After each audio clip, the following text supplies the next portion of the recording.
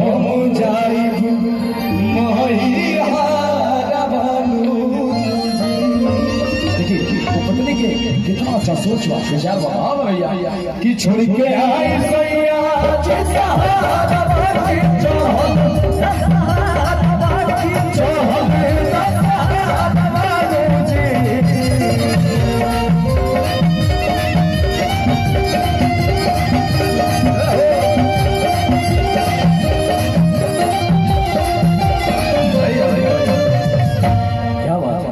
बबुआ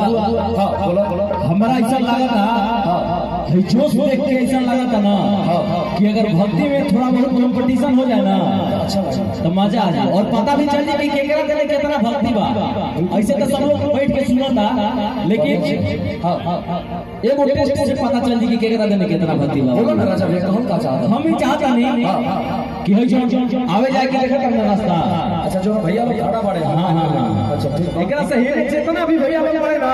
हमरे माता भाई जितना भी लोग बा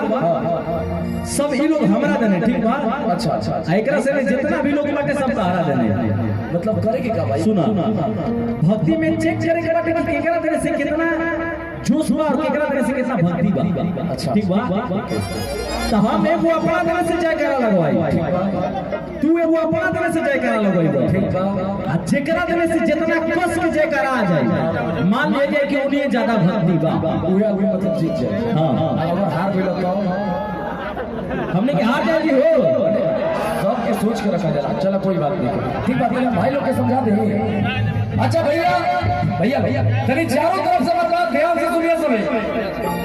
हम जगह जहाँ खड़ा बानी नु हमारा से तो ही ने एकरा के मुंबई में राइट कहला हमने भोजपुर में तो ही ने कहला आप बाय को लेला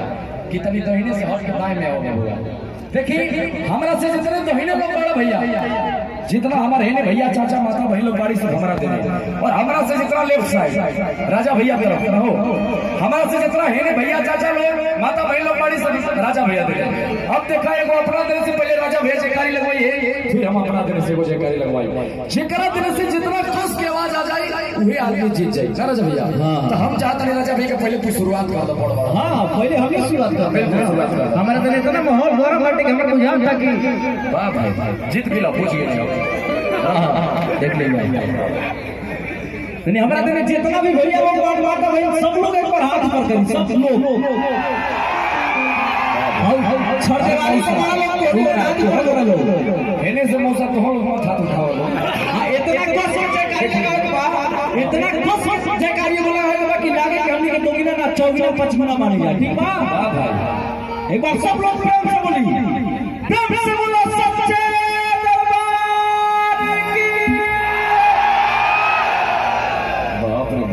चल बाबू तनी मनी कंपटीशन के बाद आज लागत था कि तुम लोग चाहिए ना। क्या बात है मजाक ना मतलब सीरियस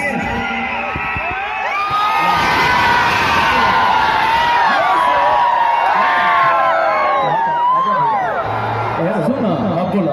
हमारे देने से शेर हो जाता है सर हां तारा देने से मुझे कि भेड़िया हो जाता है। हां ठीक करू करू। अच्छा 2 मिनट रुक जा बोलो 2 मिनट हमारे चाचा चाचा 2 मिनट रुक ना जा 2 मिनट रुक जा बाबा हो। अब सुना जब बाघ शिकार करे चौथ रास्ता रुके के मान के बात सही बात जिया कर तो रुकवा हम लोग ना। अच्छा एक बार भाई तुम लोग तो जयकारी बोल ला लोग एक बार तनी हेने से सुन लो तो हमें पता चले। हां सुना दो। अच्छा तनी एक बार हेने से दुनिया उठा दे भाई लोग इतना कस के जयकारी बोले के बाकी राजा भैया के लागे कि ना जयकारी का मतलब ये है और आप लोग के जयकारी से गढ़देवी भैया के मंदिर के घंटी बज जाएगा चाहिए आप लोग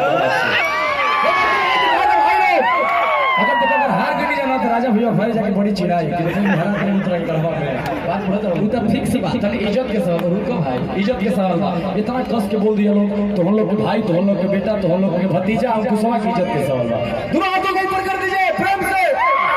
बोली सच्चे दरबार की आप पूछना हरला के जितला बाबूआ बात नहीं है कि हमारा देने से तो जयकारा क्या आवाज सुना के जय करो ऐसे बुझे बोला के आवाज आएगा हां हो अच्छा तो ए बात पर खुश बने एकरे के देखा कहल जाला वो अपना से तो कुछ ना के हार गए भाई लेकिन देखो अब हम तारा के देता है एगो बात देखो तू एगो कंपटीशन में चलावा के जयकारी लगावा जाए लेकिन एगो हम कंपटीशन में बता नहीं तू गीत गाइबा हम गीत गाइबा तो होने वाला तोहरो देने के लोग ताली बजाई हमरो देने के लोग ताली बजाई अब जेकरा देने से जितना कस के ताली बाजी आदमी जीत जाए कंपटीशन मंजूर बा मतलब तालियों में हरबा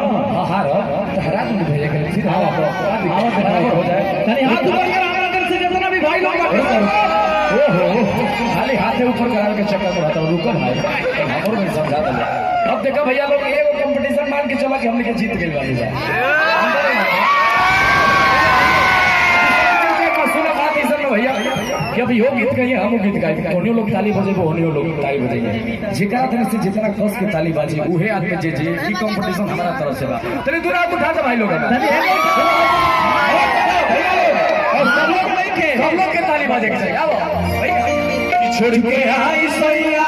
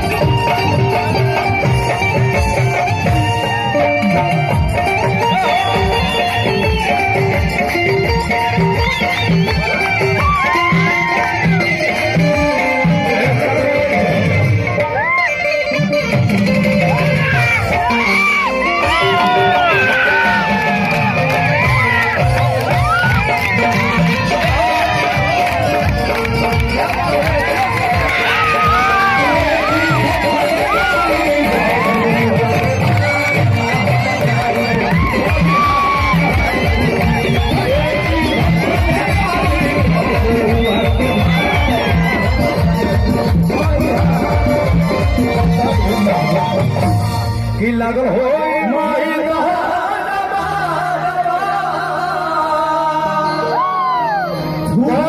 हम सिंगार हम सिंगार